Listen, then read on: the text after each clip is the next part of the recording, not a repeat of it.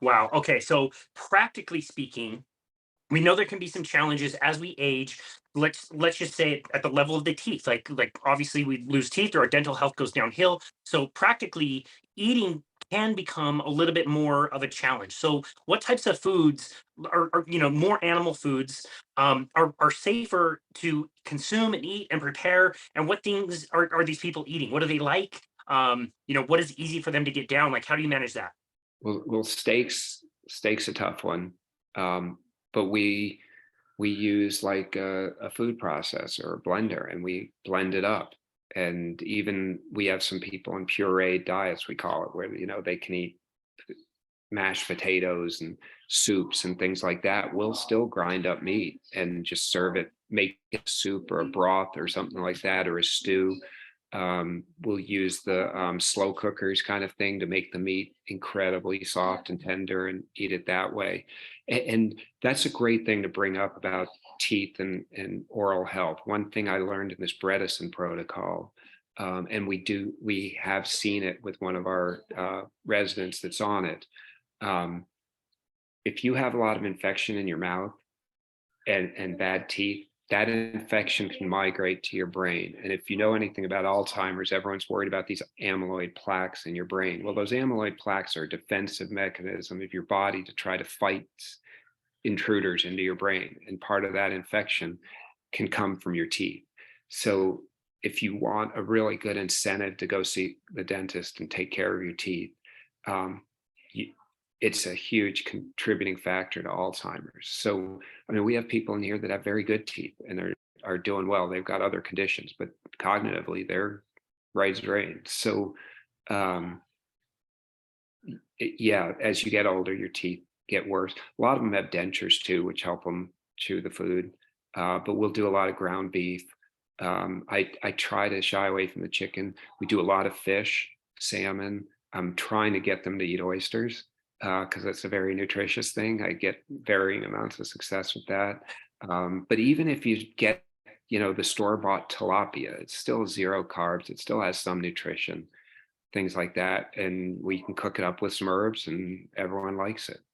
Wow. So, Do you guys end up doing a lot of eggs? yeah, eggs are killing me. Um, my daughter actually works for a big food distribution company, and she was my lifeline during COVID because when the toilet paper was all out, I was really panicking because you go to the store and they're like, "Okay, you can have one pack," and I'm like, "I got 50 people I'm taking care of," and they're like, Wow. "One pack." So I was going to like everyone in the store, "Can you buy this roll of toilet paper for me? I'll pay for it." But fortunately, her food distribution center opened up, and I was able to buy a ton. They have they have boxes of 15 dozens of eggs that I can buy.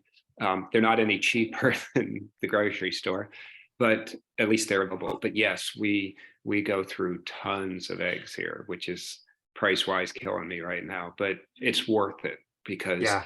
I can see these people get better. And empty beds are costing me money. So the longer these people stay with me and stay alive, the better it is. So the price of extra groceries that I pay, I more than make up for in bottom line profit. Sure, sure. And we can say that, egg prices are increasing, meat prices are high, we know that. But comparatively speaking, going back to when you were feeding people lots of fruits and vegetables and exotic ingredients, it's probably far less doing that. And I'm assuming that if they're eating mostly carnivore stuff, they may not even need snacks anymore. They might be skipping meals from time to time. Like the We're overall, working towards that. Yep. yeah, We try to have dinner about 4:30 in the afternoon and then not have breakfast till 8 in the morning so we can get like a good 14-hour fast or so in there. wow, Um, and yeah, they're not as hungry for snacks, and we don't have to have those snacks. Plus, we've cut down on the drinks. Basically, no, we don't buy sodas anymore. We don't buy fruit juices, things like that. It's kind of water and coffee and tea, and that's yeah, about it. So wow, we're doing some of that bulletproof coffee now, putting some MCT oil in it, things like that. So yeah, it's if you look at the great scheme of things, it's cheaper. And bottom line, if they get to go home, which we've done a couple times, for them, it's all of a sudden that that several $1,000 a month bill goes to nothing. So Amazing. it's worth it for them as well. Wow, that's amazing. Yeah, we hear all the time, like you mentioned earlier, the benefits of carnivore. They don't take very long to kick in. People notice the same things. They feel amazing. I can't believe I'm in my 50s and now I feel like I'm in my 20s. Like it's amazing. And again, it's so consistent to hear that I am preparing way less food. I am buying way less food. I am way less hungry. I eat less times during the day. I throw away less things at the end of the week. Like there's so many other side benefits that people don't even realize they're about to experience. So I absolutely love that. Well, and also, I make sure you're not eating for this one, but I, I don't know about you, but for a lot of people, the carnivore diet cuts down on your bowel movements a whole I lot. knew And when exactly where you were going to go with that. and when we have incontinent people, the caregivers love this carnivore business in a huge way. Wow. Yeah, that's a really good point. I love that. Yeah. Okay, so I wanted to hear some specific stories, and let's kind of stay with the cognition thing. Do you have some specific stories that you can share with us about your residents changing their lifestyles? You know, again, we talked about the physical, we talked about the nutritional. Can you tell us some specific stories about cognition improving by changing some of that lifestyle stuff? Yeah, so we've just got one resident on the Bredesen protocol. I actually have another one from that other podcast I did, moving in here tomorrow to do it, and then I have a third one um, that is contemplating getting on it. The family's talking about it. So it really the main cognition one I can talk about is the one that's on it right now. She came to us in October. She was convinced like her mom was and dad were in the hospital. I mean, she's like 86, so her mom and dad are long gone. Um, and she was worried about them all the time. Couldn't remember any of our caregivers' names. She had trouble figuring out where her room was. We put her on this. The way it works is you get a whole bunch of blood tests. They took 15 vials of blood out of her. So we weren't sure she wasn't going to pass out. And you get the 60-page report back from the company of here's all the things we need to optimize. We took her to the dentist. She has infections all over her mouth and needs major oral surgery. We put her on basically a carnivore, low carb diet. We've got her exercising. We have my personal trainer coming, working with her 5 days a week, and my caregivers take her on walks regularly too. We got her a bunch of supplements, and the oral surgery we're scheduling. We had to work through some insurance issues and stuff because it's not cheap, and we wanted to make sure she had insurance that paid for the bulk of it.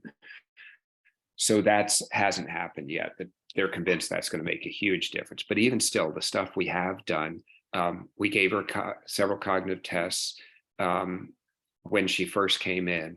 Now we gave her the tests again about maybe 3 weeks ago, and she has improved by about 10% on all of them. In 3 weeks. 3 weeks. No, I gave her the test 3 weeks Oh, ago. I see. Gotcha. Since October. Wow. This is Wow. a 6 month or year process to really see some improvement. They think most of her improvement is going to come when we get the oral surgery and clear up all the infections in her mouth. But Alzheimer's, you don't see improvement. You only never see improve. decline. So she's improved by 10%. My caregivers are like, she remembers everyone's name. She remembers what she did yesterday. She goes right to her room at bedtime, doesn't bat an eye about it. So we're seeing it. It's definitely happening. There's still times that she's forgetful and stuff. By no means have we got a huge difference, but the difference we've seen is like, holy cow. Versus you got Alzheimer's, try to get your affairs in order. Yeah. What does her family think of that? Oh, they're thrilled. They think it's just awesome. Yeah, they can't wait for this darn oral surgery to happen. It's been like 2 months and trying to deal with insurance, get referrals from dentists, all that kind of stuff. But yeah, they're very, very happy about it. That's incredible. Oh, Yeah. so okay, so that was kind of the cognition side of things. What about physically? What have you seen? Any stories that All you right, can so tell us about? here's my best story on the physical side. I negotiated a contract. I went to an insurance company that handles sort of Medicaid people in the state. And I said, what's your biggest problem? How can I help? What can I turn my house into to help? And they told me, well, we really have a hard time with bariatric patients, which are patients who are really overweight. Um, no one wants them. Caregivers throw their back out over them.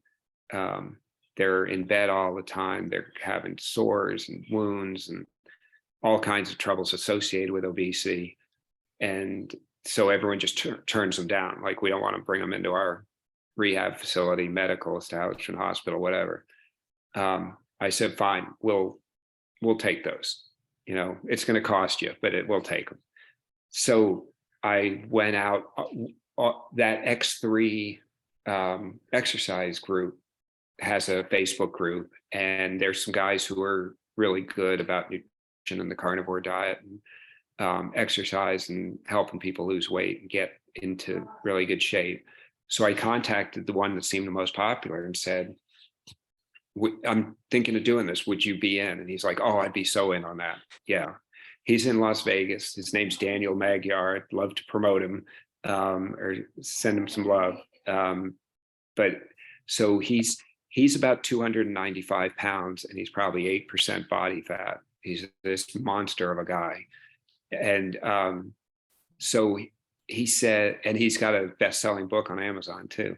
So I paid him for what he pays his clients, and we brought our first bariatric patient in. She came to us on October 5th of last year, weighing 548 pounds, and she's 42 years old. Wow. She'd been in a rehab facility, like a nursing home facility, a big one, for almost 9 years. Yeah, she ballooned up to 650 pounds, and they got her down to about 550, but that was about it.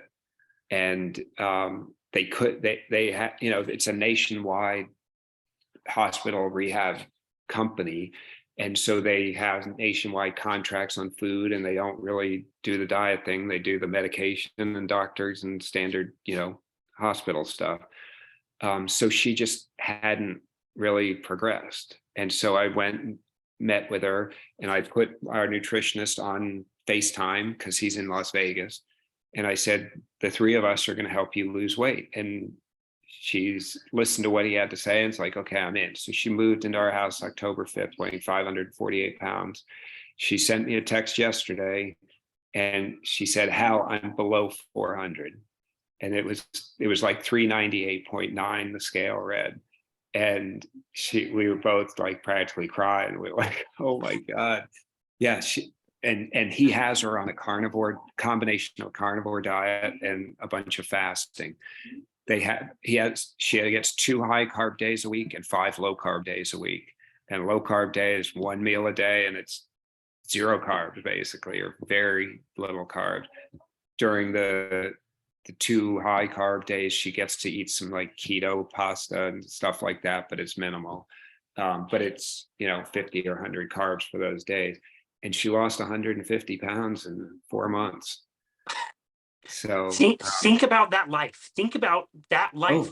Struggled with weight your entire life, put into a facility in your 30s to just like sit there and feel like a failure and feel like you're terrible, and drawing on the system to flip that. She must be ecstatic. She is thrilled.